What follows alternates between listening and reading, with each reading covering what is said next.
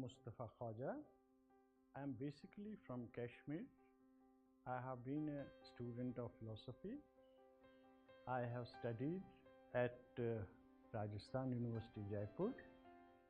I am also a writer, a poet, a critic, and a kind of editor. I have been an editor of a Kashmiri journal that was called Wad, and my pen name is Zafar. So usually I am known by that name. In this regard, I have been asked to talk about the RISHI Mat, the RISHI traditions of Kashmir. So we have a very old and ancient wisdom traditions all over India, and Kashmir is no exception to that. And we used to have these rishis right from the ancient times, and there is a legend that Kashmir was founded by KASHYAP Rishi, who drained the water from this lake that was called Satisar, and this lake was surrounded by the mountains on all sides, and there was no way out for the water. And there was a demon who was living in this lake that was called Jal Udbhav. Kashyap Rishi, with his power, spiritual power as well as his physical power, he made a cut in a mountain near Baramulla, and the water started draining. So ultimately the land came up, and the demon who was living in this lake was killed, and then human habitation took place. So humans started living there. So right from Kashyap Rishi to Nund Rishi, who is a Rishi of 14th century Kashmir, we have a long chain of Rishis over there. So actually, Nund Rishi resurrected this tradition. As a Muslim, he established a neo-Rishi order in 14th century in Kashmir. So actually, as I said earlier, Kashmir was a place where spiritual people from all parts of the subcontinent will come for meditation, for tap, and for doing things that were spiritual in nature. The earliest traces of recorded history about the spiritual traditions of Kashmir, we get the Buddhist spiritual traditions. Kashmiris actually have contributed a lot towards the spread of Buddhism, not only physically but also philosophically and spiritually. Kashmiris have contributed a lot in Buddhist literature, Buddhist logic, and in Buddhist metaphysics. So this tradition of Buddhist philosophy still survives in Kashmir in the mystic poetry of Kashmiri mystic poets. So after Buddhism, so Kashmir was predominantly Shaivite, and the branch of Shaivism that was popular over there was monastic Shaivism, that's called monastic Shaivism of Kashmir now. And so we have great writers, great rishis like Somanand, like Acharya Utpal Dev, Acharya Abhinav Gupta, Acharya Khemraj, Acharya, so many others, and so down to 18th century, when we have Acharya Bhaskar, who has written a commentary on Abhinav Gupta's Ishwar Pratyabhigyan Vimarshani. So, but this Sanskrit tradition was scattered, this was hampered. So after Islam was very popular in Kashmir, and because of the predominance of Muslim rule over there, this Kashmiris lost their connection with their language, that is Sanskrit. And there was with the passage of time, there was a deficit, there was a gap, there was a gulf between pre-Islamic Kashmir and Islamic Kashmir. So, but this gulf was effectively bridged by the person of Lal Ded. So Lal Ded, what is the greatest achievement and what is the greatest contribution of Lal Ded is that she preserved these spiritual and intellectual traditions of Kashmir, which have been growing there over centuries for the posterity, by composing her poetry in Kashmiri language. She has not put all the things in her works or in her verses. In her verses are called vak. So, but she has put the essence of that spiritual tradition in her works, and Kashmir is connected with its past through those works. So it is the tradition of spirituality, it is the tradition of knowing yourself, it is the tradition of knowledge that Lal Ded has transmitted to future generations, and she has conserved it, she has preserved it by composing it in the language of the people, in the language of the man in the street. So after Lal Ded, we have Nund Rishi. Now Nund Rishi is the person about whom it is said that when he was born, he would not suckle the breast of his mother. So for 3-4 days, he did not suckle his mother. So then the Lal Ded came over there. She was just wandering from place to place, and she had no place of her own. And this mother, worried mother of Nund Rishi, anxious mother of Nund Rishi, came to her and asked for help. And now it is said that Lal Ded took this baby into her lap and put her dried breast in his mouth, and he started suckling on it, because Lal Ded asked him, if you are not shy of being born, why are you now shy of suckling the milk? So he started suckling the milk, and it is a legend, it is said that milk oozed from Lal Ded's dried breast and the baby suckled it. So this is a metaphorical way of, it is a figurative way of saying that the spiritual traditions of Kashmir were transmitted by Lal Ded to Nund Rishi. Now Nund Rishi has this to say about Lal Ded. He says, Tame Padman Porich Lale, Yeme Gale Amrit Chow, Soy Suin Avatar Lale, Suime Varditmo Divo.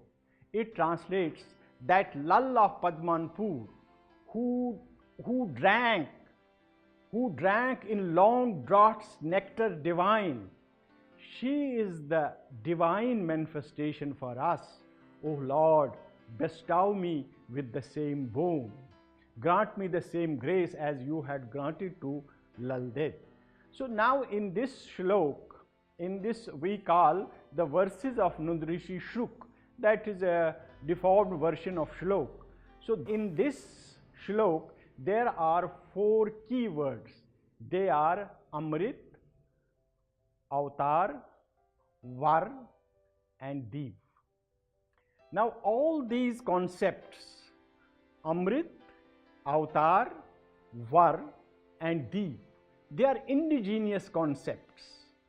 They are not imported concepts. They are indigenous local concepts. And Nund Rishi uses these concepts in order to pay tribute to Lal Ded. Now he is in this way giving us an indication that how he is going to preserve and conserve the spiritual tradition of Kashmir that has been coming down to him for centuries now. Now Nund Rishi himself was a great saint, and he had this intense spiritual experience, and he paid this tribute to Lal Ded, saying that she is the divine manifestation for us, although there is no concept of avatar in Islam. But Nund Rishi uses the word avatar in order to pay tribute to Laldet. Now, this tradition of wisdom is taken forward by Nundrishi, and he says, Pozyod bozak pas numrak, natmaz numrak dapak namaz, shivastu shunis yod mul karak, sedo soiche vantar namaz. If you are a seeker of truth, bend the five. That is, bend the five senses. Otherwise, you bend your body and call it namaz. If you are able to fuse Shiva and Shunya, that indeed is the inner namaz. Now, just concentrate on this shlok and try to comprehend that here is a Muslim Rishi who defines namaz as a function of Shiva and Shunya. Now, what is Shiva and what is Shunya? Now, there are different sects of Buddhism and different schools of Buddhism, but there is one common concept among all of them, and that concept is Shunyata. Similarly, that is emptiness. Similarly, there are different sects and schools of Shaivism, but one concept is common to all of them. That is the concept of Shiva. That is the truth, the goodness, the being. So what Nundrishi is saying, that if you are able to fuse the essence of Shaivism with the essence of Buddhism, you are a Muslim. This is what I call Kashmirian. So this kind of philosophy that was propounded by this Rishi, that is the hallmark of Kashmir. So you see, actually he belonged to 14th century, and in 14th century Sufism was very popular in India, and it had taken a very definite shape. The Chastiya school of Sufism, which is very liberal and very generous and very acceptance, the acceptance of other faiths is a defining characteristic of Chastiya school of Sufism. It was very popular in India, but Nundrishi did not identify himself with Sufis. He did not call himself a Sufi. Now, along with many Sayyids, some Sufis had also come to Kashmir and propagated the doctrines of Islam over there. Although Nundrishi was a Muslim by faith, but he was the preserver and conserver of Kashmiri spiritual traditions. So he established a Rishi order in Kashmir, but he did not establish a Khanqah, which was the practice of Sufis. In Kashmir, the place of a Rishi is called Asthan. So maybe it is a short form of Devisthan, the place of the gods. So Nundrishi identified himself with this kind of spiritual tradition that we had inherited from centuries ago, and now at a place he says, Awal Rishi Ahmad Rishi, Doim Hazrat Uwais Aw, Treim Rishi Zulka Rishi, Tsurim Rishi Palas Aw, Punchim Rishi Rumar Rishi, Shaim Rishi Mira Aw, Satmis Korham Dasha Hishi, Bokus Rish Temekah Now. The first Rishi is Ahmad Rishi, the second comes Hazrat Uwais, the third Rishi is Zulka Rishi, the fourth one is Palas Rishi, the fifth Rishi is Rumar Rishi, the sixth Rishi is Miran, the seventh one is yet to be named. What Rishi am I, and what name do I bear? Now he puts a question mark against his identity, and see, although he names all these Rishis, he does not identify himself with any of them. Now, because his identity is always in a question mark, you have always to improve upon yourself. You have to act in a certain way, and then only you can be a spiritual person. So this kind of, you see, he established an institution of rishis, and he resurrected this tradition of Kashmir that was very ancient in Kashmir, in spiritual landscape of Kashmir.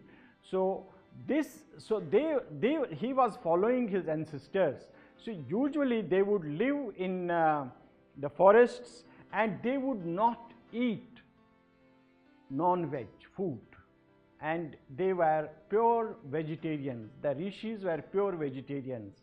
Even now, this is a tradition in Kashmir that on the death anniversary of a rishi, when the urs is there, when it is celebrated his day of death, then nobody eats meat. So this was something that he imbibed from his tradition, from his age-old tradition. Actually, meat is halal in Islam, and if something is halal, so you cannot refrain from it. But it was the great sensitivity of the rishi, and it was the great spiritual experience for him that he created this value for life, that life is valuable and you cannot sacrifice, you cannot kill living beings for your own pleasure. So we find that this rishi cult was resurrected by Nund Rishi, and it was followed up to this time by different rishis, and we have in every corner of Kashmir there is the tomb of some rishi, and this rishi cult is still alive, and this cult is propagated by the people whom we call Sufi poets, who are actually mystic poets and who use the language of tradition. So I would present a verse of Samad Mir, who is almost a contemporary poet. He died in 1958. He says, Natrav Chetan Yanmali Buzum, Mandraz Suzum Anand Het, Zanmo Nirith Prakash Vuzum, Mandraz Suzum Anand Het, Kam Krodh Lub Moh Duy Antrovum, Sapun Sushupt Turya Tuzum, Mandraz Suzum Anand Het. When I realized the reality, when I perceived the reality of consciousness through my eyes, then the anand, the pleasure, the bliss emerged, and my heart was steeped in bliss. And after so many births, the light emerged, and my heart was steeped in bliss. So this is the kind of tradition that has been there in Kashmir. Another Sufi poet, Rahim Sahib Sopur, says, Shiv Rahiman Lob Shiv Gashas, Om Pan Kharan Ras, Om Depthi Zulme Vas Vas, Ha Vas Lagya Na Vas.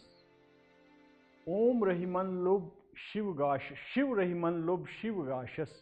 Rahim found Shiva in the light of Shiva. Om Pan Kharan Ras, by drawing the thread of Om slowly and gradually. It is after the recitation of Om that all my fears were gone. Oh my Lord, I consecrate before you with my life. So this is the kind of tradition that has been there in Kashmir, and that is still living there. And so I will again close my talk by referring to Nund Rishi, one of his famous poems, which runs the refrain, which has the refrain, "O Lord, grant me the same boon." In this poem, Nund Rishi pays tribute to 14 spiritual personages, and only one of them is Muslim, and he happens to be his disciple Zainuddin. About him he says that Yusgorastu Surigau, who went ahead of his master, ahead of his teacher. So then he prays to the Lord that please grant me the same boon as you had granted to this spiritual personage. Now, among these 14, as I said, 13 are non-Muslims, and this poem is recited on the night of Shab-e-Qadr in Char Sharif, that is his resting place, where his tomb is, where his place of burial is, his astan is, and in Khanqah-e-Maula in Srinagar. This poem is recited during the Shab-e-Qadr. And Kashmir is a synthetic culture. So we have various influences. In contemporary Kashmir, the culture has various hues, and it is a historical product. It is the product of centuries of history, and we can see the traces of Buddhism, Shaivism and Islam in it. So now let me give you just an example of folk life in Kashmir. So if for every Kashmiri, when there is some kind of untoward incident, when there is some kind of disaster, when there is some kind of tragedy, so every Kashmiri will say, Dunya shu taunun bazo. That means the world is a marketplace of suffering. The world is a marketplace of suffering is not an Islamic motive. It's not even a Shivite motive. It is purely a Buddhistic motive. So this is the Buddhistic influence in Kashmir that we can perceive even now. So we usually say in Kashmir, Dunya chuni kihin, world is nothing. Insan chuni kihin, man is nothing, a human being is nothing. This is again the Buddhistic influence, and it is not Shaivistic influence, it is not Islamic motive. So we have, from the ancient times, we have preserved things in our language. This is the repository of our culture. And now after Buddhism, so we have, during the Buddhist times, Kashmiri scholars have produced great literature in Buddhistic philosophy, especially in Mahayana. So everybody knows that fourth Buddhist council was held in Kashmir during the period of Kanishka. So although the records of that world conference we have not been able to locate them where those copper plates have been buried in the ground, but it is a historical fact that that conference was held in Kashmir. Now geographically, Kashmir is at the periphery of this subcontinent. It is a forest land, but the fact that this conference was held in Kashmir amply proves that intellectually and spiritually, Kashmir was one of the centers in the subcontinent. It was one of the central places in subcontinent. Now after Buddhism, when Shaivism became prevalent in Kashmir, so we had great thinkers, great scholars and great practitioners in this field also. So we have scholars like Somanand, Rishi Somanand, Rishi Vasogupt, Rishi Utpal Dev, and Rishi Abhinavgupta, Rishi Khemraj, and there are the line is very long, and we see that the philosophy of monastic Kashmir Shaivism, which is even now very popular among the people of spiritual disciplines, and it's all over world. So actually the philosophy of monastic Kashmir Shaivism has its foundations in Agmas. About Agmas, our belief is that they are revealed texts, revealed books. They are not composed by human beings. They are not the word of human beings. They have been revealed, and basically they are the ultimate authority for the Kashmir Shaivites. But then whatever is there in those Agamas, in those scriptures, that has been articulated in a rational and logical way by different scholars of the school. So the first scholar we encounter in this discipline is Somanand. Somanand wrote first philosophical treatise of Kashmir Shaivism, and it is called Shiv Drishti. And after Somanand, we have Utpallachari, who has written Ishwar Pratyabhigyan Karikas, and that is the foundational work of this school of philosophy. And then he has written two commentaries, one a shorter commentary and the other a longer commentary, Vritti and Vivritti, on this book Ishwar Pratyabhigyan Karika. And then after him we find that Abhinav Gupta has written two very important commentaries on this book, Ishwar Pratyabhigyan Vimarshini and Ishwar Pratyabhigyan Vivarti Vimarshini. Now after Abhinav Gupta, we find a 14th century scholar, Jairat, who has written a detailed commentary on Tantra Lok of Abhinav Gupta. Tantra Lok is a voluminous book of Abhinav Gupta in which he has discussed the philosophy that is contained in the agamas that are called tantras also. So he has taken all the tantras, whether they belong to the dualistic Shaivism or monistic Shaivism, and he had tried to establish the supremacy of the monistic Shaivism in this book. And Jairat has commented on this, and a 18th century scholar, Bhaskar, has written a commentary on the commentary of Abhinav Gupta, and it is known as Bhaskar. So now the Abhinav Gupta was a great mind, he was a genius, and he has written almost 70 books. Out of them almost 40 have come down to us, and we have lost some of his books, but whatever has come down to us is very valuable and very creative and very relevant and very inciting and very thought-provoking.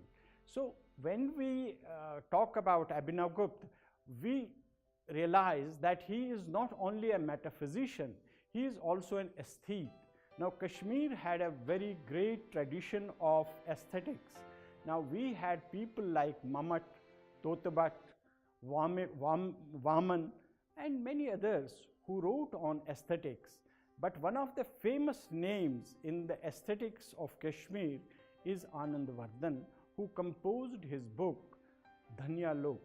And Abhinav Gupta has written a commentary on this Dhanya Lok that is called Dhanya Lok Lochna. And Abhinav Gupta has also written a commentary on Natya Shastra Bharat Muni, and it's called Abhinav Bharati. So actually there was a very close connection between arts and religious experience or spiritual experience. So what is the argument of these thinkers is that when you experience art, you transcend yourself, you forget yourself, you identify yourself with the whole universe. But this happens momentarily. For just few moments you forget yourself because you encounter beauty, you confront beauty. When you confront beauty, when you experience beauty, then you forget yourself, you forget your situation, you forget your conditioning. So this is the result of confronting intense beauty. But that beauty, whatever it may be, whether it is the beauty of literature, whether it's the beauty of painting, whether it is the beauty of music, it is in a way we can say physical beauty. But the beauty of Lord, beauty of the ultimate truth, beauty of the spiritual ultimate reality is a supreme beauty. It is extremely and intensely beautiful, and when you experience this beauty, you really transcend this material world. Now Lalbet has said, Goran Vunnam Kunui Watsun, Nebru Dupnam Andar Atsun, Suime Laligo Wacht Watsun, Tanai Hutum Nangai Natsun. My Guru gave me but one precept: from without, go back to within. This became the ultimate word for me, and since then I, Lal, began to dance naked. Lal says, the moment I realized the internal beauty, the beauty of my person, beauty of the Lord, I forgot everything and I started dancing. I became I did not consider my physical surroundings. There was no consideration for physical surroundings, because the confrontation of beauty, the experience of beauty makes you forget everything, including yourself. You transcend yourself. So this kind of relationship between aesthetics and spirituality was worked out by our ancestors, and these aesthetic values were in a way spiritual values, and they were transmitted through tradition to the contemporary times, and this value system has been there right from that time up to the present day.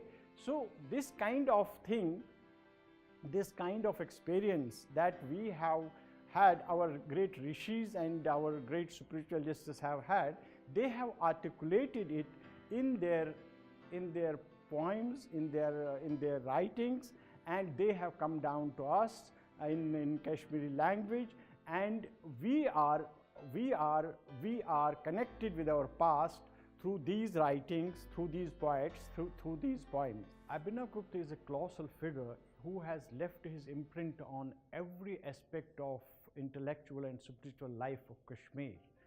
So although the Sanskrit did not remain the language of Kashmiri people, and they were in a way cut off from their tradition, but all praise for Lal Ded, who somehow preserved the essence of that tradition for us through Nundrishi, and it came down to us. And the influence of Abhinavgupta can be seen even in contemporary Kashmir in different forms. So usually in Kashmir, the people who are attached to this kind of tradition, spiritual and cultural traditions, they call these writings of these great rishis as Shastra. So there is the famous poet Rahim Sab. He says somewhere, Shastra bal shaishus garan, nal rahimas Shastra chue, taj Shastra chui deen daran, be aras ar no chue. Shastra bal shaishus garan, with the support of Shastras, I am looking for the reality. Nal rahimas Shastra chue, Rahim is wearing the clothes of Shastras. Taj Shastra chui deen daran. Shastra is the crown of the faithful, and that carefree has not care of anyone. So this kind of tradition has been taken forward by the people who came after that. We have a galaxy of poets and who have preserved this tradition. So even another poet, Samad Mir, I have already quoted him. Now he also in his poetry preserves this tradition, and up to the present time, so this tradition has been preserved in the verses of the poets whom we locally call Sufi poets, but they are actually mystic poets. Their language is different from the Sufis. They mostly use Buddhistic and Shaivite motifs, I will say Kashmiri motifs, indigenous motifs, indigenous concepts, in order to express their spiritual experience, spiritual kind of whatever experience they have.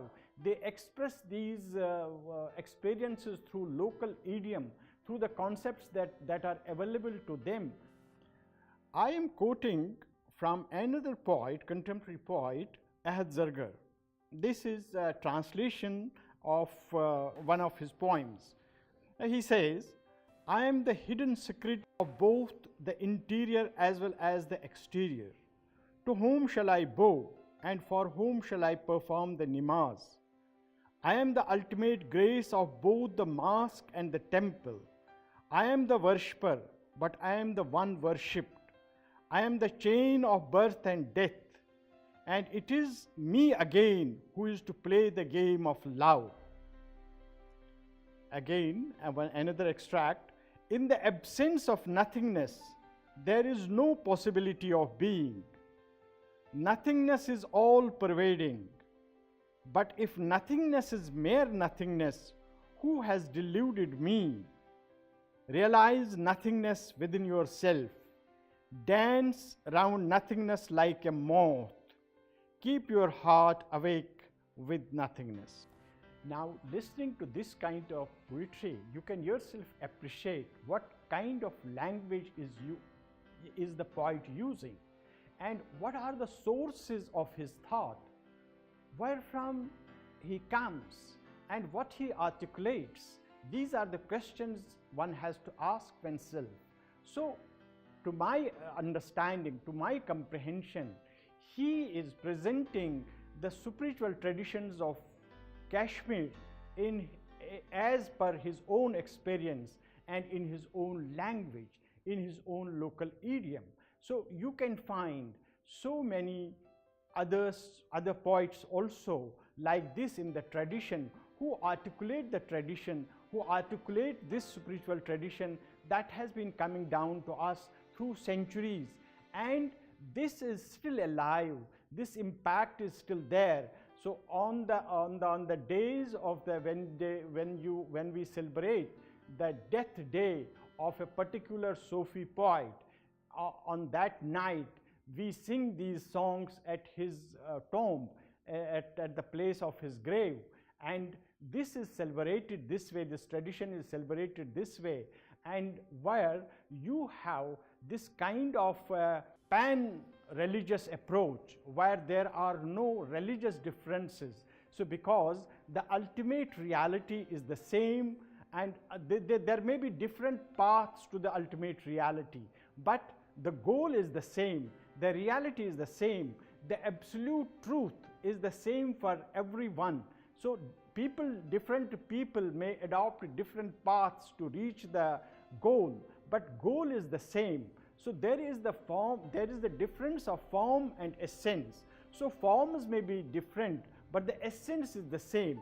So in order to realize the essence, we have to realize that the forms are finite, they are limited, they are changeable, they are modifiable, they can be modified, they can change and they can transform, but essence remains the same. So far as the ultimate reality is concerned, it is the essence, and essence remains the same. So in Kashmir Shaivism, our predominant principle, the main purpose of human life is pratibhigyan, that is self-knowledge. That is the principle that one has to know oneself. As Greek Socrates said, know thyself. In Arabic there is a saying, and some say it is a hadith.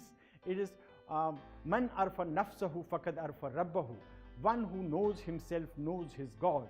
So Kashmir Shaivism, Kashmir spiritual tradition has greatly emphasized this fact that the purpose of human life, ultimate purpose of human life, is knowing oneself, and knowing oneself is realizing one's God.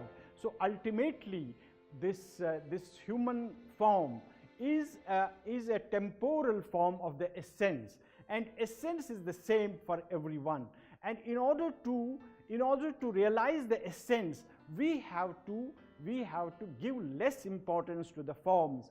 We have to realize that the forms differ from each other and they are temporal, they are changeable, but essence remains the same. Now what is the essence? Essence is yourself. Yourself is the part of essence. If you realize yourself, if you know yourself, you know the essence. Now there may be different paths for knowing yourself.